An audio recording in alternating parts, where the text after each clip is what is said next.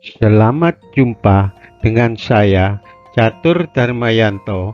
Kali ini akan menyampaikan salah satu karya sastra Jawa yang ditulis oleh Ki Ronggowarsito, di mana beliau menuliskan datangnya kutukan zaman yang beliau namakan zaman edan atau zaman kena pakiwu, di mana pada zaman tersebut negara kehilangan wibawa, penguasa kehilangan etika, masyarakat yang kehilangan pranata atau aturan, dan alam yang terus melahirkan bencana.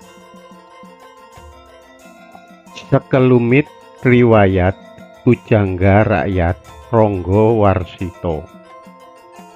Ronggowarsito sebenarnya merupakan suatu gelar kerajaan, sedangkan yang kita bicarakan saat ini adalah Ronggowarsito III yang terlahir dengan nama Bagus Burhan pada 15 Maret 1802 dari keluarga yang akrab dengan dunia sastra dan tulisan yang pada saat itu merupakan profesi yang masih langka.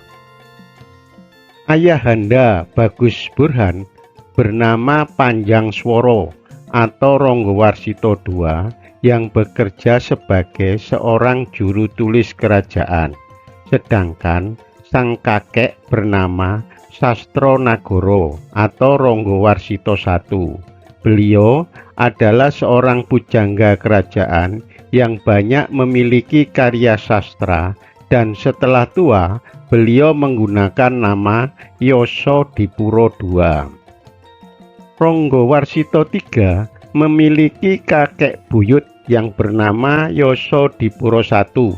Beliau adalah seorang pujangga besar yang namanya tercatat dengan tinta emas dalam sejarah kesusastraan Jawa, yang tulisan-tulisannya ada di tanah Jawa maupun mancanegara. Berikut Kala Tidha atau Zaman Edan, karya Ronggowarsito III yang sangat terkenal.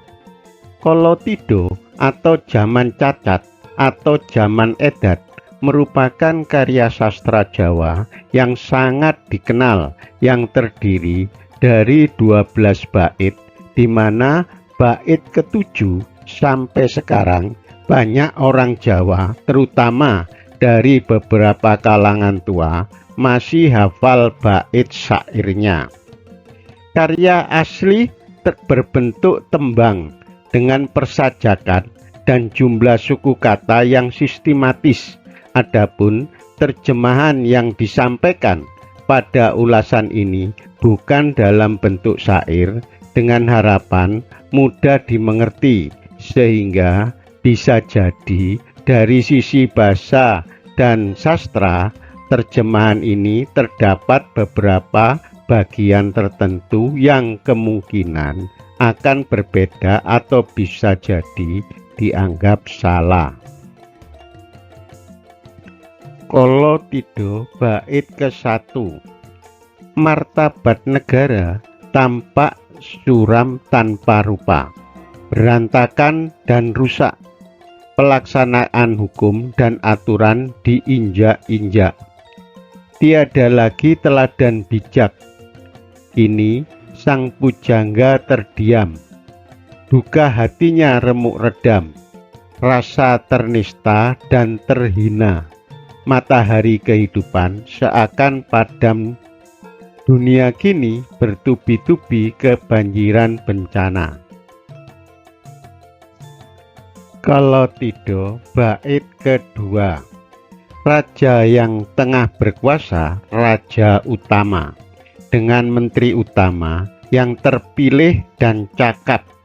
Para pejabat pandai dan berwibawa, bercita-cita mensejahterakan rakyat.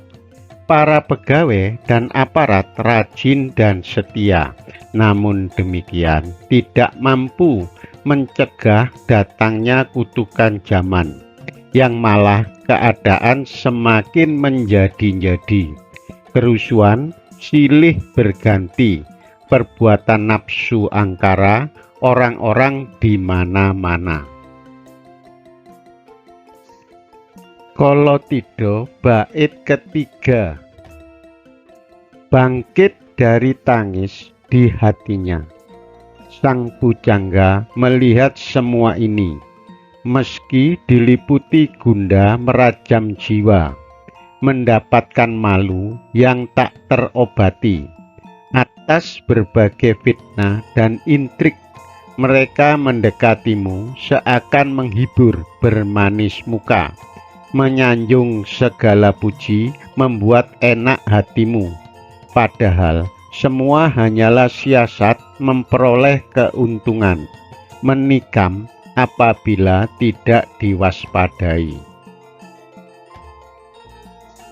Kolotida bait keempat. Dasar terbentik berbagai berita, gosip dan rumor menyebar bagai angin yang berujar munafik. Sang pujangga hendak diangkat menjadi pemuka. Akhirnya semuanya hanya bualan. Padahal jika dipikir-pikir dengan benar, jadi pejabat berfaedah apa apabila menanam benih-benih dosa, disiram air lupa, hanya akan berbunga bencana. Kolotida bait kelima. Ternukil dalam buku Paniti Sastro memberi nasihat untuk selalu waspada di dalam zaman yang sedang kena musibah.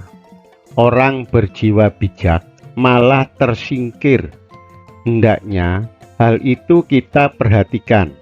Jangan pernah ikuti petuah-petuah tanpa isi, justru hanya akan menyiksa hati. Lebih baik mendengarkan cerita dongeng. Kolotida bait keenam. Hal yang dapat dijadikan teladan untuk menimbang hal yang buruk dan baik, pastinya tidak akan pernah kurang.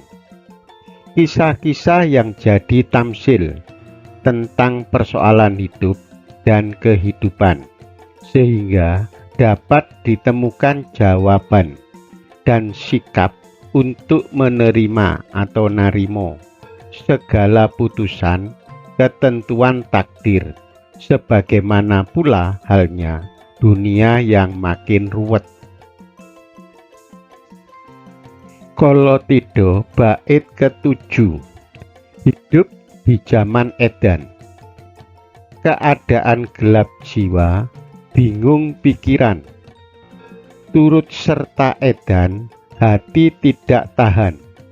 Apabila tidak turut serta melakukan, tidak mendapat bagian. Akhirnya menderita kelaparan. Akan tetapi janji Tuhan sudah pasti. Seuntung apapun orang yang lupa daratan, lebih selamat dan bahagia bagi orang yang menjaga kesadaran dan waspada. Kolotida bait ke-8. Demikian perumpamaannya, seakan menolak padahal berminat. Bukankah begitu Paman Doblang? Benar juga orang yang menyangka aku salah niat, padahal di dalam hatiku sesungguhnya jauh keinginan untuk itu. Usia sudah tua dan ajal sudah dekat, mau apa lagi? Lebih baik menarik diri dari keramaian duniawi untuk mendapatkan karunia ilahi. Kolotida bait ke-9. Berbeda bagi mereka yang kuat hatinya, penuh anugerah dari Tuhan yang Maha Tinggi. Dalam segala gerak-gerik hidupnya, tidak pernah berburu dunia.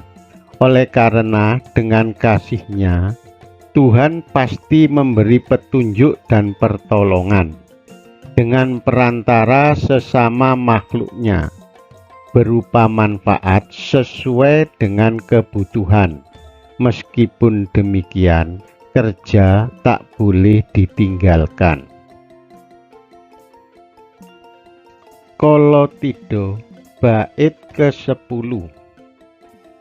Sekedar menjalani segala tugas dengan segenap kekuatan hati, asalkan tiada masalah dan persoalan, karena hikmah telah mengajarkan bahwa manusia wajib berusaha, memilih jalan menuju keselamatan, sambil terus berusaha mencari kehidupan, disertai sikap selalu waspada dan ingat mengharap mendapatkan kasih sayang Tuhan. Kolotida bait ke-11. Ya Allah, ya Rasulullah, pemilik sifat pemurah dan pengasih, semoga berkenan melimpahkan pertolongan yang mencukupi di dunia maupun kelak di akhirat nanti. Hamba sadar akan tempat hidup hamba. Di ujung akhir, hamba bagai senja yang memerah. Pada akhirnya, bagaimana akhir kisahku ini? Maka semoga ada bimbingan dan pertolongan Tuhan. Kolotida bait ke-12. Semoga dikaruniai sabar dan kekuatan menjalani mati dalam kehidupan, terbebas dari segala bencana dan keributan, jauh dari azab dan kutukan. Tiada lain karena hamba renungkan segenap jiwa, mensucikan lahir, batin, dan pikiran, agar berakhir kutukan zaman. Semuanya hanya bisa menanti kehendak Tuhan, putusan tertinggi. Kolotida atau zaman edan yang dipersembahkan oleh Ki Rangga Warsita bukan merupakan puisi saja, melainkan suatu kritik sosial yang memiliki bahasan dan terminologi tentang penyelewengan moral penguasa, penderitaan rakyat, kutukan zaman, nasihat moral spiritual, serta harapan datangnya zaman keemasan. Rangga Warsita dengan jernih meramalkan datangnya kutukan zaman yang beliau namakan zaman edan atau zaman kena pakewuh. Keedanan akan ada di setiap zaman dan pada setiap individu berpotensi untuk terjangkiti penyakit zaman edan, meskipun dengan derajat yang berbeda-beda. Kolotida atau zaman edan menggambarkan negara kehilangan etika. Pulung pemimpin negara akan tetap berada dalam kejayaannya selama pemimpin negara mengikuti etika dan menjalankan kekuasaan demi kepentingan seluruh alam. Namun, apabila penguasa telah terjangkiti pamrih memanfaatkan kekuasaan untuk kepentingan pribadi, keluarga, atau golongan, maka pulung akan memudar. Masyarakat kehilangan aturan. Pada zaman edan diceritakan keadaan masyarakat sudah parah, di mana perilaku korupsi telah menggurita dan keadaan masyarakat bobrok. Alam terus-menerus melahirkan bencana.